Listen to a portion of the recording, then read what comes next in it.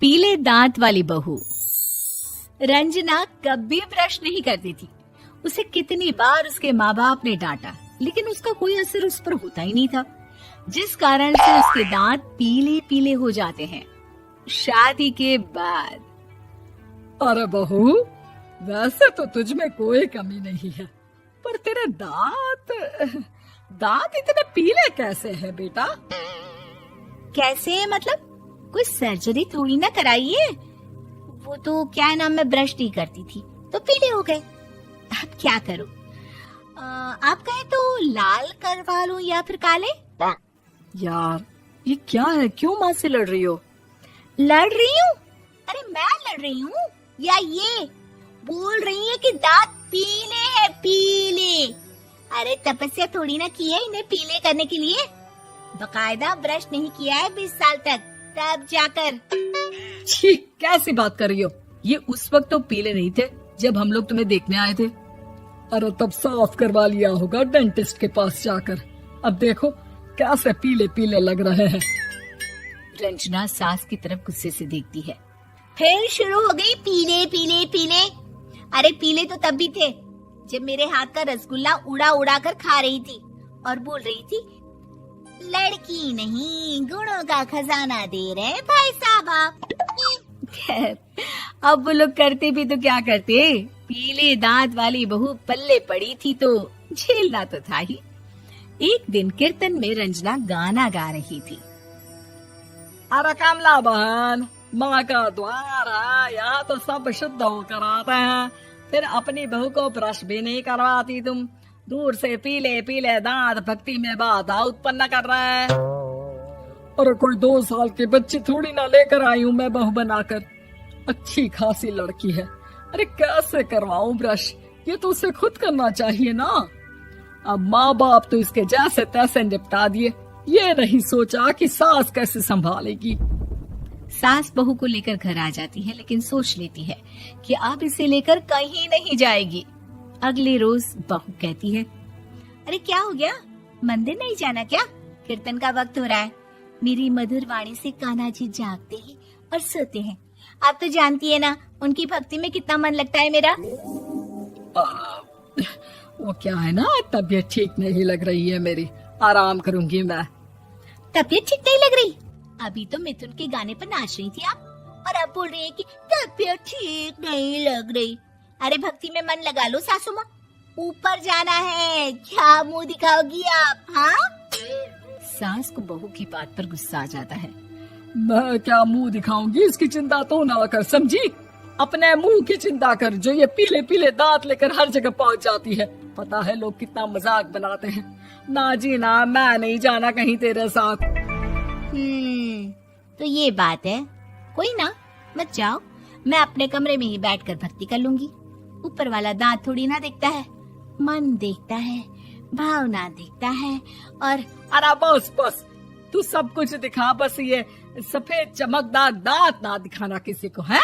जा यहाँ से। बहू को सास की बात का कोई फर्क नहीं पड़ता, वो तो जैसी थी वैसी ही रह जाती है। सुबह नहाकर किचन में खाना बनाना, फिर खाना खाना, कीर्तन भजन करना और सो जाना।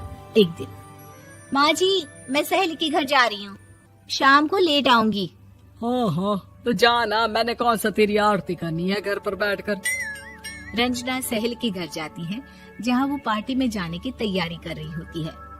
अरे शिखा, कहाँ जाने की तैयारी कर रही है? मैं गलत वक्त पर आ गई क्या?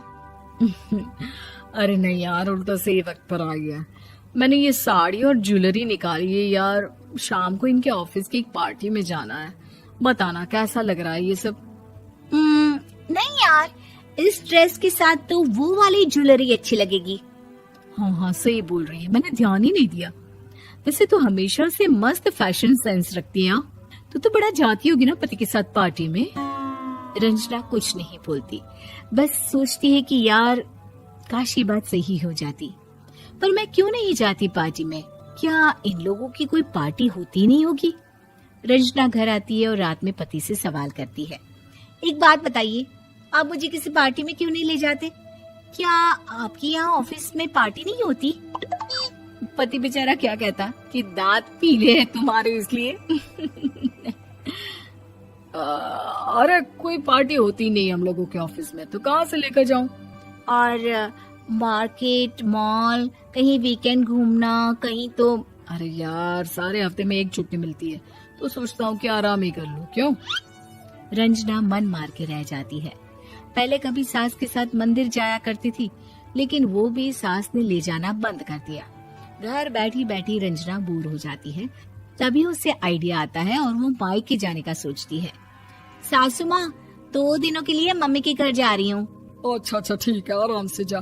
और हाँ, माँ से कुछ अच्छी आदत सीख कर आना कि कैसे शरीर के हर भाग की तरह दांतों की सफाई भी जरूरी होती है, समझी?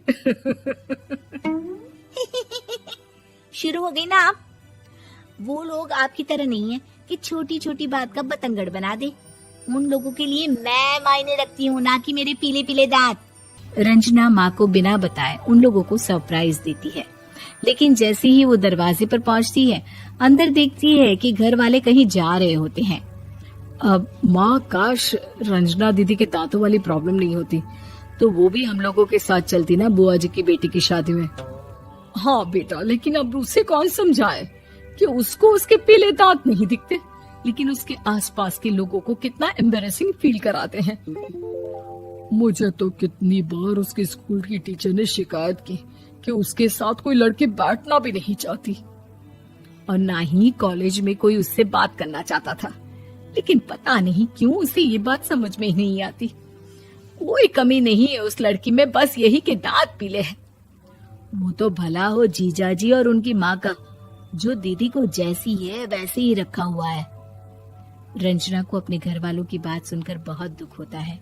वो सोचती है कि वो क्या करे, लेकिन फिर वो सीधा डेंटिस्ट के पास जाती है, अपने दांत चमकाती है और कसम खाती है कि वो रोज ब्रश करेगी। अरे क्या हो गया? तुम तो 2 दिनों के लिए गई थी ना? पर कोई ना, अच्छा है, चलो आ गई तो। रंजना सास के सामने आकर खड़ी हो जाती है और पूरी स्माइल करती है, उसके चमकदार दांतों को दिखाती हुई। हैं? चले मंदिर। माँ, मुझे माफ कर दीजिए, मैंने आप लोगों को बहुत एम्बैरेसिंग फील करवाया। मैं आज से रोज ब्रश करूंगी।